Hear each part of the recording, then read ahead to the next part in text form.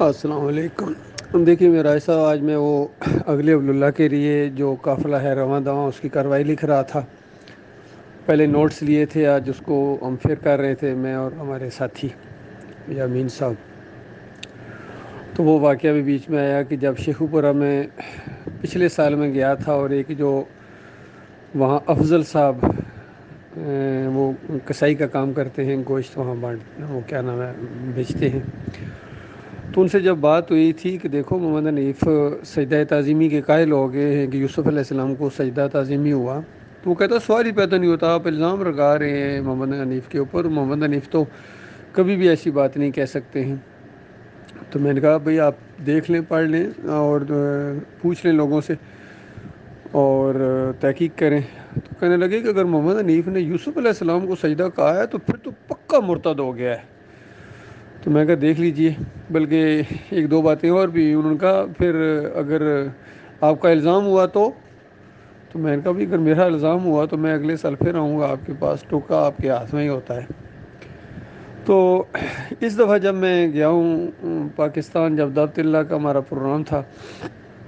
تو چونکہ اس بندے افضل صاحب سے وعدہ بھی تھا کہ آپ اس کی تحقیق کریں، تو میں نے کہا ان کے پاس تو ضرور جانا ہے۔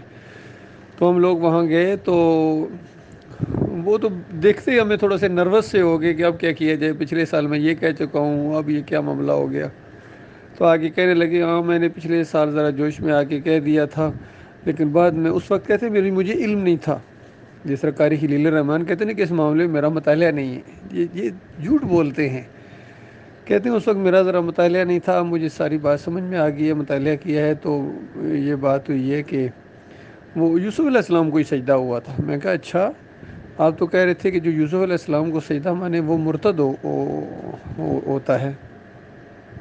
تو کہتے ہیں وہ بس تیزی میں کہہ گیا تھا۔ تو اصل میں دیکھیے کس طرح ایک ایماندار کو، جس کا جوش والا ایمان تھا، اس کو محمد حنیف کی تفسیر نے پھر مشرک بنا دیا دوبارہ۔ یہ ہوتا ہے طاغوت۔ طاغوت انسان کو روشنیوں سے اندھیرے میں لے کے جاتا ہے، تو روشنیوں سے اندھیرے میں محمد حنیف صاحب خود گئے ہیں اور ان کے ساتھی گئے ہیں، اور الٹا چور کوتوال کو ڈانٹے ہمارے اوپر کہہ رہے ہیں کہ یہ لوگ جو ہے یہ نور سے ظلمات میں چلے گئے ہیں، یعنی جو اسی عقیدے پر قائم ہیں وہ ظلمات میں چلے گئے ہیں، اور جنہوں نے شرک اپنا لیا ہے وہ ابھی نور کے اندر ہیں۔ آئے وہ نورانی، یہ تو جس طرح وہ مولوی نورانی تھا، یہ اس طرح کی نورانی ہے۔ یہاں ایک بحرین میں مسجد نور ہے، اور نور کے اندر سارے تبلیغی مسجدی شرک اور کفر پھیلا رہے ہیں، اور طاہر القادری نے بھی کہا تھا کہ علم کی شمع جلاؤ، بڑا اندھیرا ہے۔ تو یہ معاملہ ہے اللہ کے بندو، یہ سارے اب ایک ہی جیسے ہیں، بریلوی ہوں، دیوبندی ہوں، اہل حدیث ہوں یا محمد حنیف کے لوگ ہوں، بالکل ایک موقف ان کا، ایک انداز ان کا۔ بلکہ یہ بڑے مجرم ہیں کیونکہ ان کو توحید کی سمجھ آ گئی تھی، ان کو تو بھی سمجھ ہی نہیں آئی، اور ان کے چانس موجود ہے آگے آ کے ہو سکتا ہے ایمان کی طرف آ جائے۔ لیکن اس بندے کا جو نا معاملہ بالکل مختلف ہے کہ کس قدر متکبرانہ انداز سے یہ گفتگو کرتا رہا اس سجدہ تعظیمی کے حوالے سے، اور عیسیٰ علیہ السلام کو صفت دینے کے حوالے سے لوگوں سے گفتگو کرتا رہا آپ نے۔ اور اب جب تھوڑا سا پریشر اندر سے آیا، بلکہ اندر کیا بڑا اچھا آپ نے کہا، انہوں نے پلاننگ کے تحت یہ ایک کلپ چڑھایا ہے،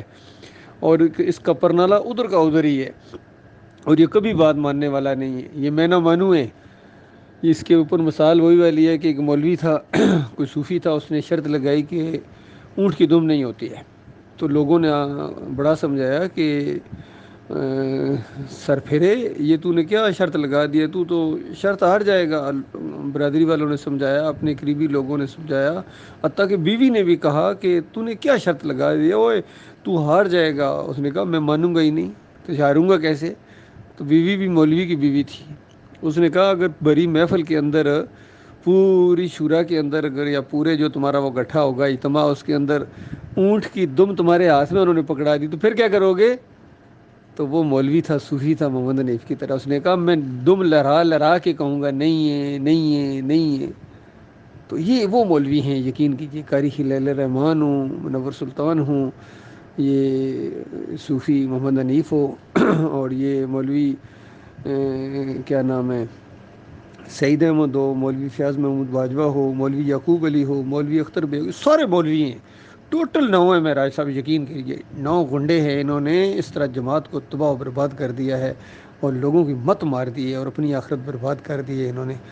بہرحال جو زندہ ہیں وہ توبہ کریں تو اللہ ان کو یقین کیجیے پہلے سے زیادہ عزت دار کرے گا،